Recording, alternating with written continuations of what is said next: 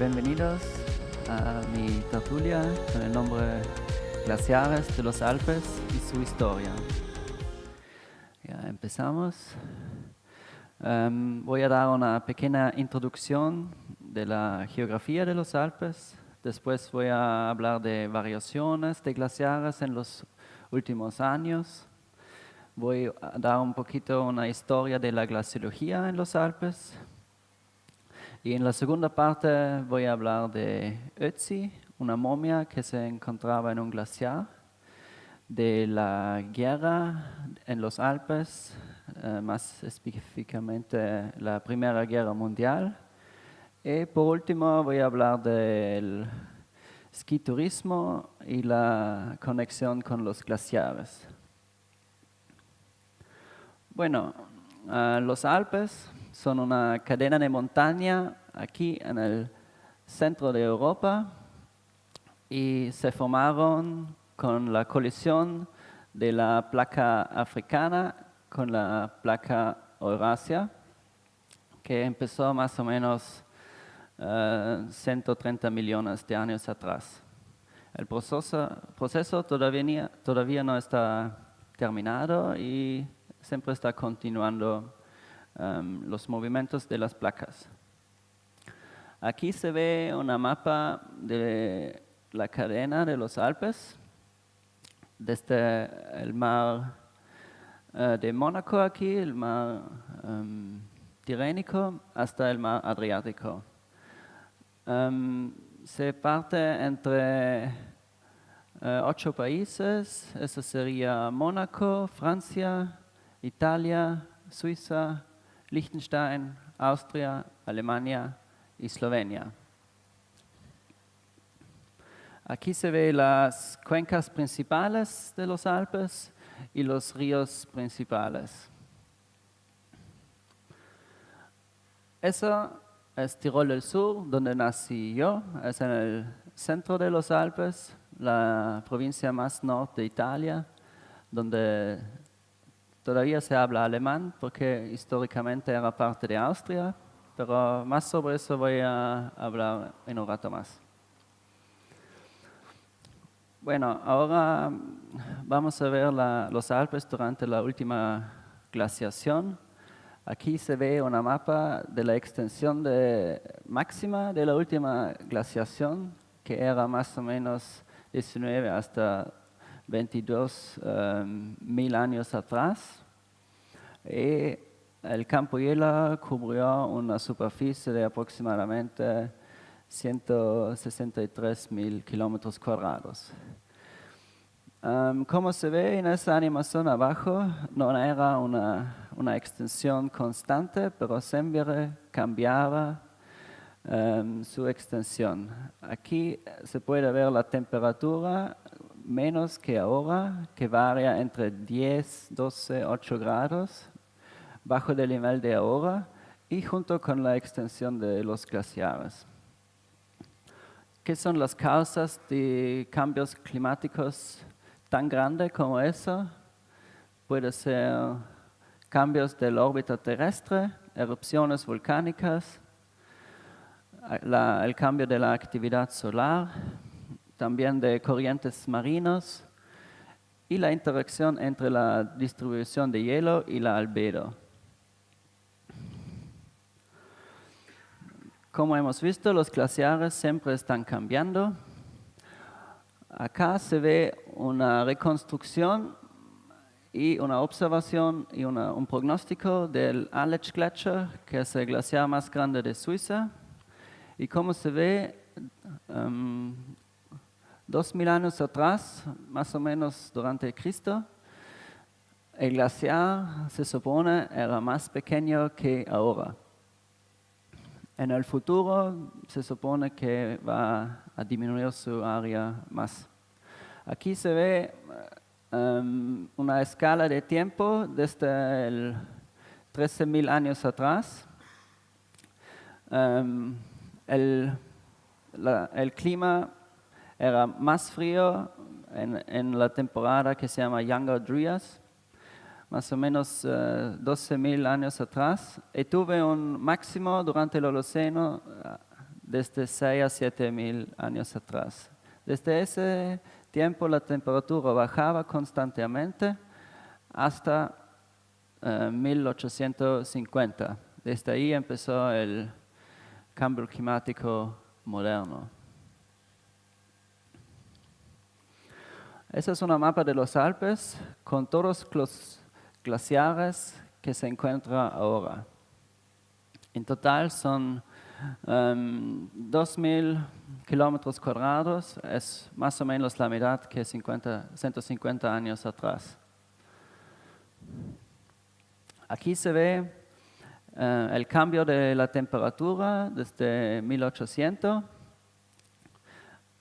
Aquí en rosado se ve la temperatura global y las otras líneas son las diferentes partes de los Alpes, nordeste, noroeste, sureste y así. Se nota que el promedio global, la temperatura se aumentaba por 1 grado y en los Alpes por 2 grados. Como en otras zonas del mundo, como las zonas polares, los Alpes son una de las regiones más afectadas del cambio climático. Con la aumentación de la temperatura también se cambian los caudales, con una temperatura más caliente, menos nieve cae durante el invierno y más como lluvia, y esa lluvia sale del glaciar inmediatamente.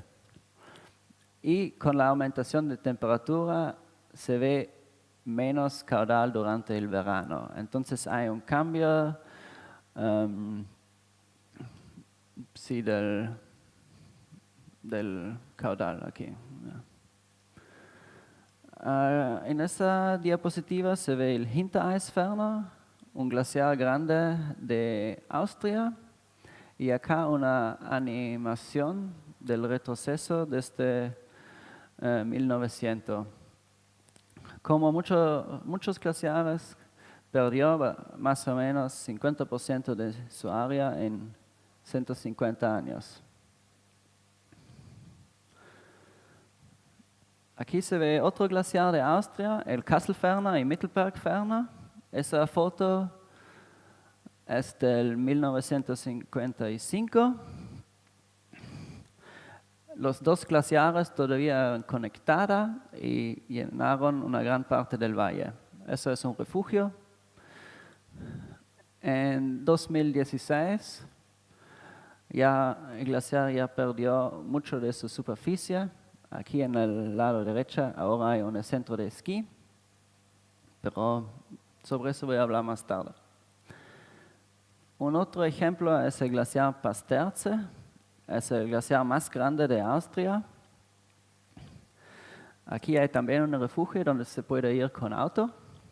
Y esa foto fue tomada en 1938 y el glaciar llegó hasta justo abajo del estacionamiento.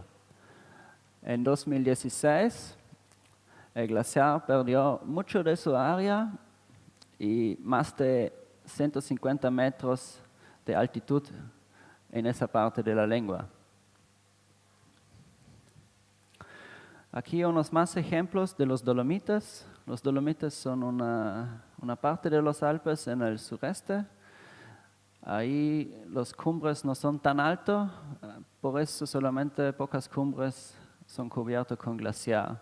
Uno de esos es el glaciar de la Marmolada, que ahora casi toda la superficie está perdida en comparación del 19 siglo. Un otro ejemplo aquí es el Piz Boe, de 3.100 metros de altura, que hoy no hay más un glaciar. Es un ejemplo de tantos.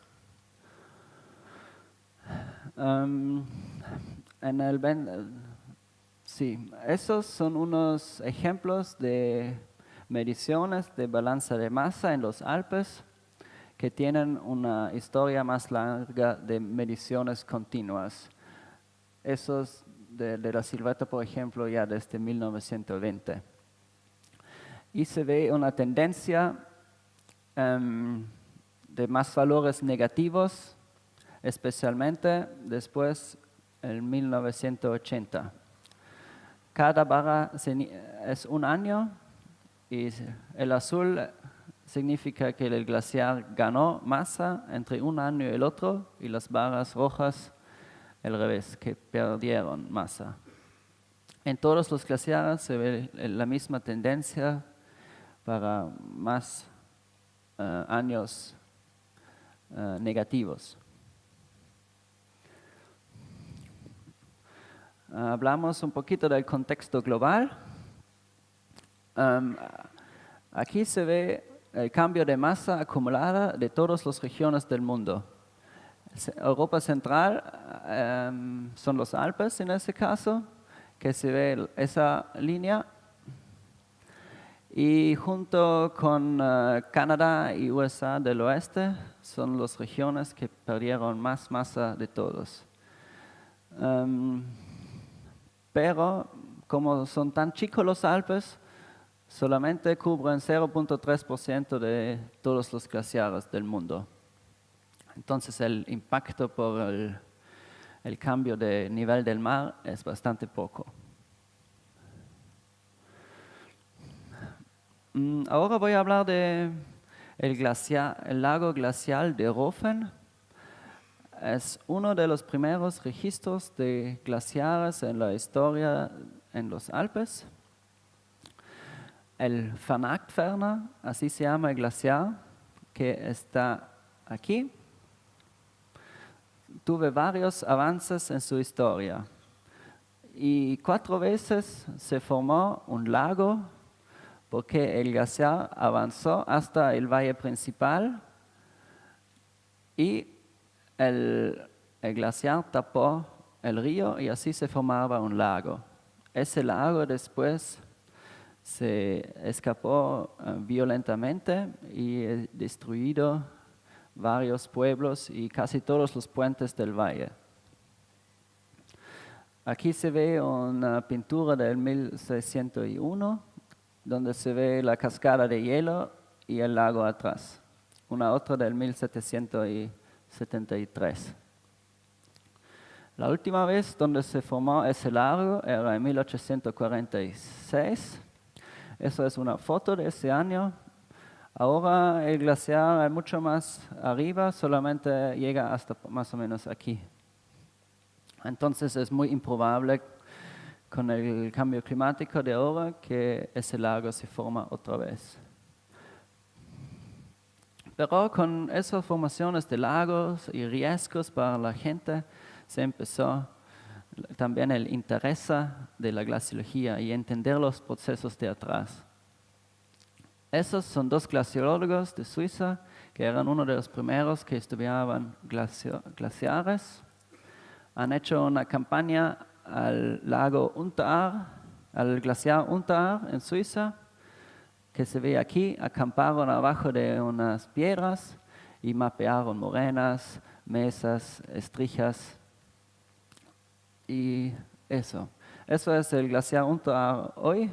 Todavía se ve aquí la morena central, pero el glaciar ya se retroció mucho.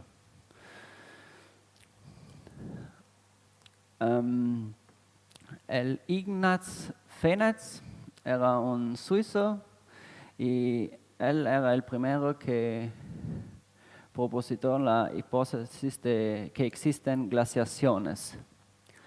Esa teoría de las glaciaciones después fue desarrollada más de Agassiz y Jean de Carpentier en el 19 siglo.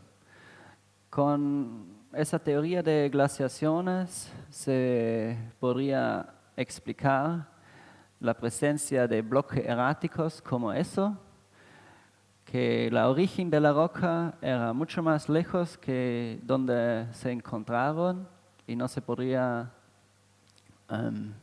explicar eso. También hoyos de hielo muerto, como se ve en esa imagen, antes no se podría explicar, se imaginaba que son cráteres volcánicos.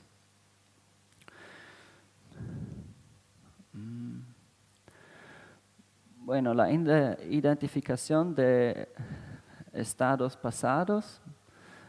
En esa mapa se ve un mapeo de morenas de la última glaciación hecho de Pencken-Brückner en 1909. Aquí se ve la meseta suiza.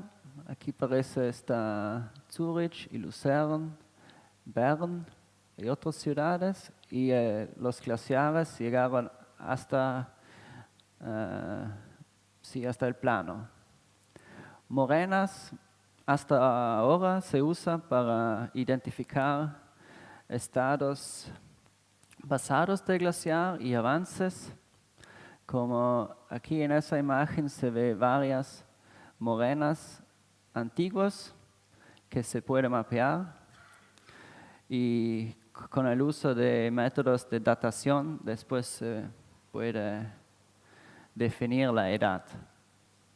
Por ejemplo, aquí eso era el estado de 1982. Si se va más en el pasado, diventa más difícil saber la edad exacta de esa morena. Bueno, la glaciología hoy es un poquito diferente. Se divide en 3 columnas. Mediciones en situ, en terreno, es una parte para continuar las mediciones del pasado. Pero hoy es también muy importante los sensores remotos, trabajando con drones, satélites, radares, y combinar todos los datos y modelarlos para para reconstruir el pasado y hacer pronósticos por el futuro. Ahora voy a continuar con la segunda parte y voy a hablar del hombre del hielo, el Ötzi. Eso es un póster de una película. Si les interesa saber más del Ötzi, pueden ver esa película. El Ötzi es una momia de glaciar que se encontró en Valle Cenales en 1991 en una altitud de 3.210 metros de 2 turistas alemanes. Por mucho tiempo no se sabía si él es italiano o austríaco porque era solamente 92 metros de la frontera. Y como la frontera era encima del glaciar, no se sabía exactamente dónde está. La momia tiene aproximadamente 5.300 años y vivía durante la época de cobre. Está en muy buena condición, con todos sus huesos y órganos bien conservados. Aquí se ve unas imágenes de cuando se encontró la momia y aquí se ve el lugar. Eso.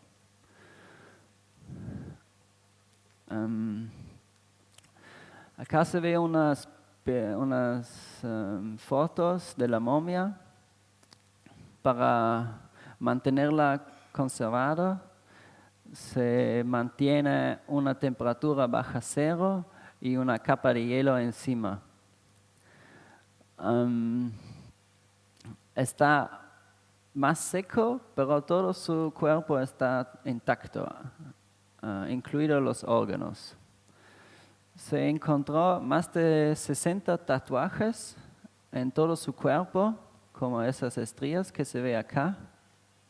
Se supone que son tatuajes terapéuticos, porque la mayoría se encontraron en partes del cuerpo con mucho desgaste y mucho dolor, como por ejemplo la rodilla y el pie.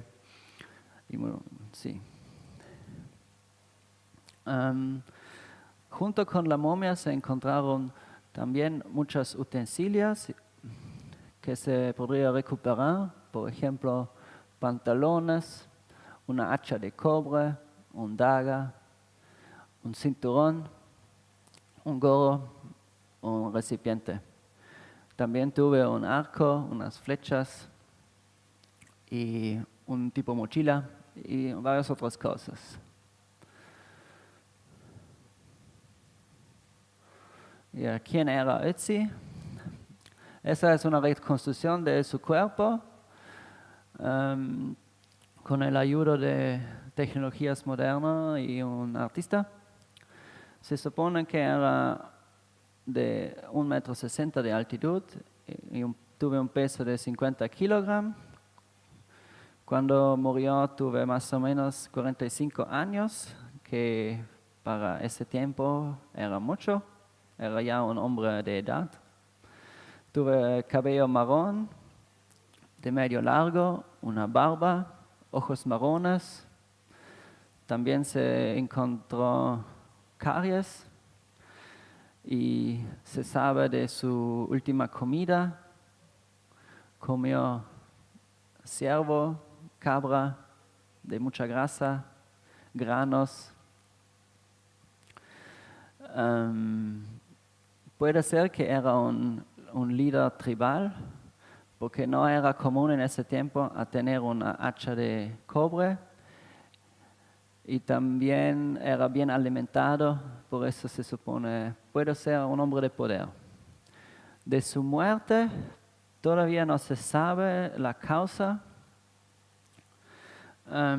Se encontró una punta de flecha en su espalda que podría ser mortal, pero la causa de eso todavía no se sabe. Ahora Ötzi está en un museo en Bolzano, Italia, como se ve aquí, y donde el lugar de encuentro acá ahora no hay más un glaciar, solamente esa busto de memoria. Ahora voy a continuar con la tercera parte de la guerra de la montaña. Uno de los primeros registros de guerra en la montaña era el cruce de Aníbal cruzando los Alpes en 218 a.C. Un ejemplo de Chile es el José de San Martín y Bernardo Higgins cruzando los Alpes en 1817. Un ejemplo contemporáneo es la guerra entre India y Pakistán, que continúa desde 1947 en el Saichen Glaciar. Y allí están estacionados soldados permanentes hasta una altitud de 6.000 metros. Yo voy a concentrarme en la Primera Guerra Mundial y el conflicto entre Italia y Austria-Húngaro y las batallas en los Alpes. Aquí se puede ver la frente de 1915 y la mayoría de la frente era dentro de las montañas hasta una altitud de casi 4.000 metros. Era más una batalla contra el clima y no tanto contra humano, porque se dice que avalanchas, fríos y rayos causaron tantas muertes como la propia batalla, con temperaturas bajo cero la mayoría del año y hasta 10 metros de nieve. En total, 150 hasta 180.000 personas murieron durante esa temporada.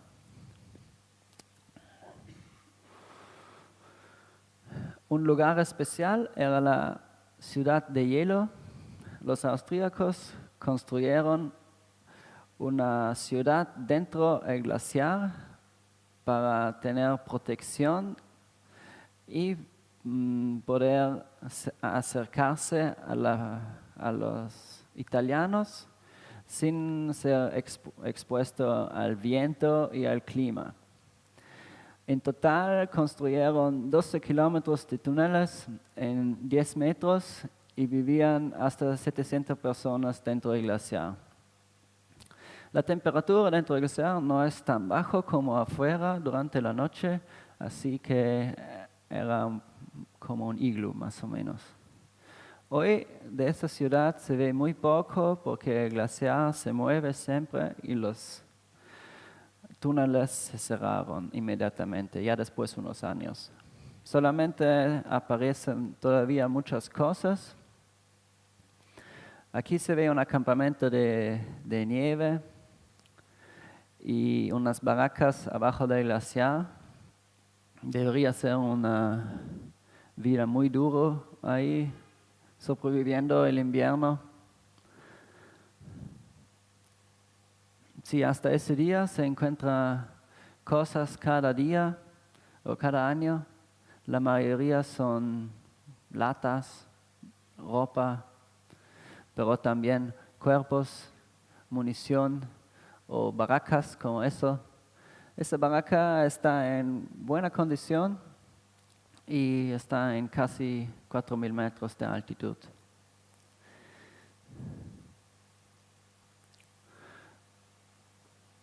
Ahora voy a continuar con el último capítulo y voy a hablar de glaciares y el turismo. En los Alpes, en ese día, hay 29 centros de esquís que incluyen un glaciar. Algunos de esos están operativos en todo el año, otros solamente en verano. Con el retroceso del glaciar, como se ve en esos centros de esquí, deventa más y más difícil a mantener el centro operativo. Por eso empezaron a usar varios métodos para proteger los glaciares. Por ejemplo, cubrirlos con telas que se supone disminuye la ablación por unos 60%. Pero con los pronósticos del futuro se ve difícil a mantener los centros de esquí abiertos. Se supone que hasta 2150 hasta 90% de los glaciares en los Alpes desaparecerán.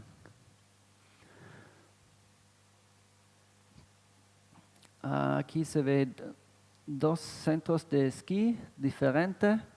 Eso es en el Valsenales, cerca de donde se encontró el Ötzi. El centro de esquí va por allá, así. Y ese es el Paso Stelvio, uno de los únicos centros de esquí que está solamente operativo durante el verano. Como se ve, los glaciares se cambiaron bastante. En el caso del Stelvio, ya casi no queda nada.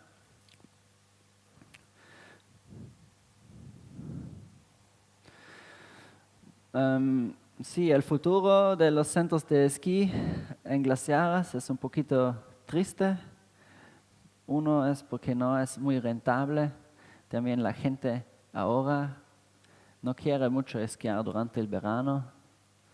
Y es muy costoso mantener los centros de esquí operativos si no hay nieve. Probablemente tienen que cerrar la mayoría, pero eso podría ser también una oportunidad para diversificar el turismo y concentrarse a otros deportes, por ejemplo, bicicleta o senderos, ecoturismo.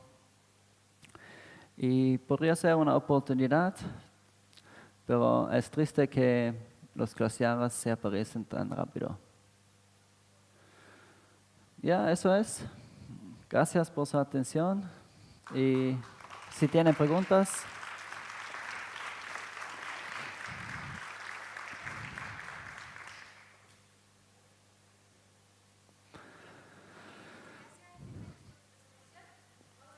¿Aló? Ahora sí. Unos minutos de preguntas, así que si alguien quiere hacer alguna consulta puede levantar su mano. Bueno, gracias por la presentación. Y mi pregunta va más estructuralmente en la cuenca específica de un glaciar, referente a la formación de estos lagos glaciares. ¿Qué tan riesgosos se han evidenciado esta formación de lagos glaciares? O sea, ¿con qué frecuencia se están formando dichos lagos en la zona de los Alpes. Sí, en ese ejemplo que yo hablé,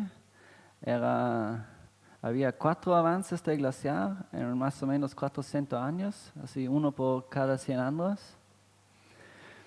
Pero en Europa había mucho más ejemplos de solamente eso. Ese era un ejemplo. Había más o menos 5 formaciones de lagos así. Y sí, el riesgo es bastante. También en ese tiempo, con el retroceso de los glaciares, se forman lagos que son tapados de solamente una morena, que no es muy estable y se necesita monitorearlos continuamente porque podría ser muy peligroso para la gente que vive abajo. Sobre todo aquí en esa zona hay una densidad bastante alta de gente viviendo. Bueno, y respecto a la frecuencia con que se forman dichos lagos, bueno, teniendo como referencia la dinámica general del el avance y retroceso de los glaciares, los Alpes, ¿también influye mucho en eso? La frecuencia sí depende de cada glaciar. Cada glaciar tiene una respuesta diferente de la adaptación del clima. Y ese glaciar que yo estaba hablando es un poquito particular porque tuve unos, se dice surge, unos avances rápidos de una frecuencia de 100 años, más o menos. Pero ahora es muy, muy improbable que pueda pasar otra vez porque ya el glaciar se retiró bastante que casi no es posible. Una última pregunta.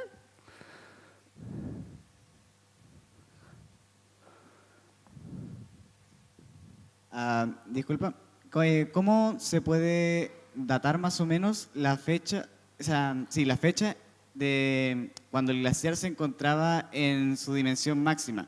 Por ejemplo, se puso el caso de un glaciar que en 1800 y algo se encontraba en su máxima extensión. Sí. ¿Cómo se data la fecha aproximada de eso? Uno son observaciones históricas, fotos, pinturas. Por ejemplo, en mi primera... no. Sí, con fotos se puede ir hasta más o menos 1800, 1700, como la foto de esa.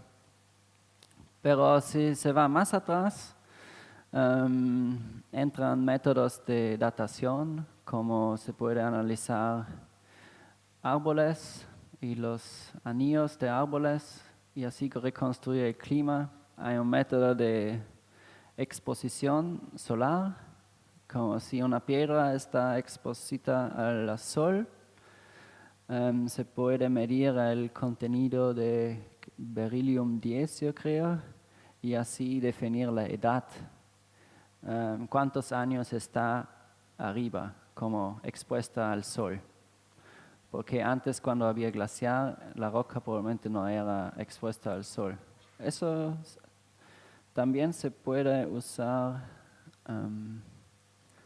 ya no sé cómo se dice en español.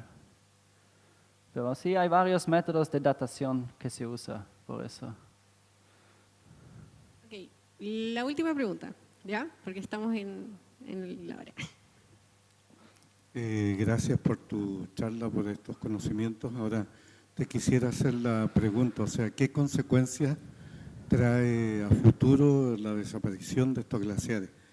No solamente, digamos, en la zona del Alpes, sino que mundialmente. Sí. Porque se está viendo también de que el mar está avanzando en el océano Ártico y se está abriendo nuevas rutas de navegación producto de la desaparición del hielo. Si se han estudiado las consecuencias. Ya, en mi opinión, la consecuencia más grave es El agua, que si no hay glaciares, no hay un cuerpo que guarda el agua durante el verano, y así como hemos visto en el gráfico de caudal, hay menos y menos flujo de ríos durante el verano, y si no cae lluvia, mucha gente en el mundo va a tener poca agua, sobre todo en zonas áridas. Y como en los Alpes también es importante la economía. Mucha gente depende de turismo que está conectado con nieve, esquí, glaciares y eso. Pero eso se puede cambiar, no es tan grave. Yo creo que más importante es el agua que va a faltar en muchos lugares del mundo. Como por ejemplo en Himalaya, casi 2 billones, billones personas viven de ríos que salen del Himalaya.